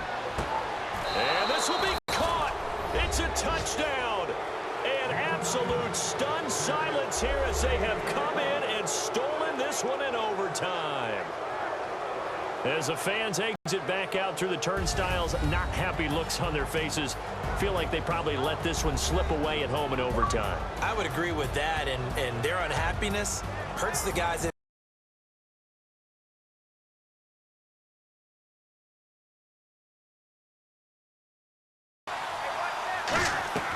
now a play fake here on 1st down. And this will be caught. It's a touch. concession stands on the way out, right? Not stopping to buy something for the kids. They just want to get home. But what a dramatic way to finish this bad boy off. I mean, this game was dramatic all the way through. That's why we got to overtime. And then to go ahead and finish it this way, the fans streaming out unhappy. But the team that came in here and won this one on the road, they sprinted to their locker room. And speaking of buying things, dinner on you tonight, Davis. I kind of figured that was coming. So for Carolina, the streak continues as they push their mark to a perfect 12-0 now on the year. And they will head home next week to take on the San Diego Chargers. Meanwhile, for the Seahawks, they fall to 6-6 now on the campaign. And they'll try to get back to their winning ways next week as they head to Lambeau to take on the Packers.